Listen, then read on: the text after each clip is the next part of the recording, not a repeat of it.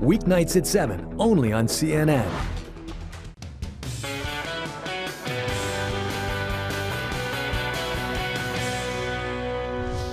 So just 6 years ago, tonight's idea guest was living in Silicon Valley, watching almost everyone he knew make millions. But his company was struggling.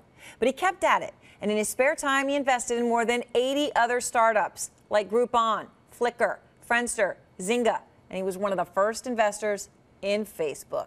His own company, LinkedIn, well, it went public this year and made him personally $1.7 billion.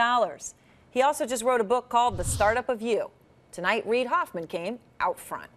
I don't know, how do I get to be like me? Yeah, right? Yes.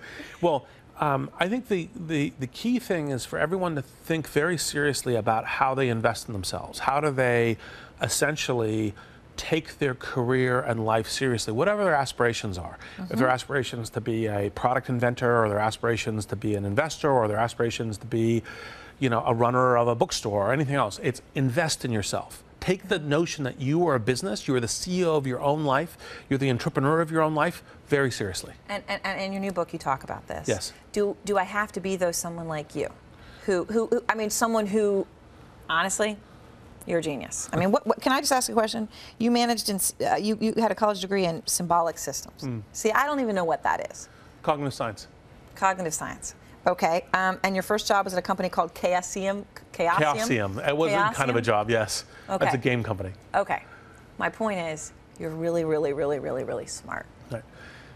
So can people who aren't as smart as you I think for sure, because I think that the notion is everyone can invest in themselves. Everyone can make themselves somewhat better. It's one of the things I love about the Silicon Valley. Yeah. It's one of the things I love about the American dream. Is it's not, look, can everyone aspire to be an inventor of major companies? No. And you're saying, so be pragmatic. Don't just say, well, I have this dream.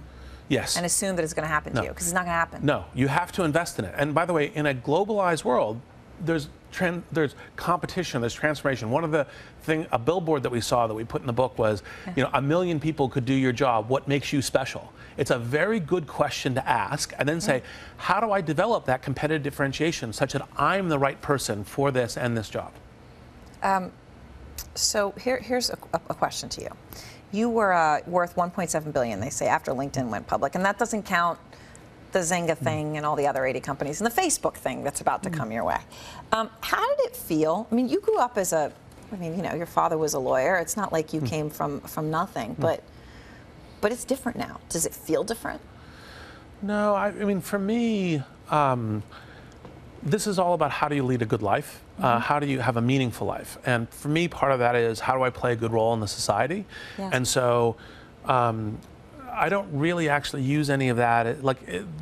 It's tools for things that I do in the world.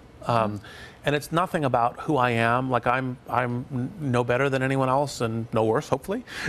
and so I think the only thing that changes is your palette of tools in terms of what kinds of impacts, and matter of fact, what kinds of responsibilities do you have to make changes in the world? And how do you feel about that, the responsibility part, that you now actually have the means to fulfill that responsibility in a way that others don't? Well, it makes me feel responsible, makes me feel a little bewildered. I'm always thinking about that question. Yeah. And it's one of the reasons why I've done things like joining the board of Startup America and Kiva and so forth. Is like, how do I help participate in these things? And Kiva is where you can donate, right? Yeah. Individual people to try to help. Yeah, it's microfinance for the web, and it's like, donate to the Ugandan taxi driver to help him start a business and be able to provide for his family and these sorts of things. And I think that what I want to do is I want to apply all the knowledge and techniques of entrepreneurship and technology and innovation that we have in the Valley to how do we change the world. And so I've begun doing that with kind of, small steps.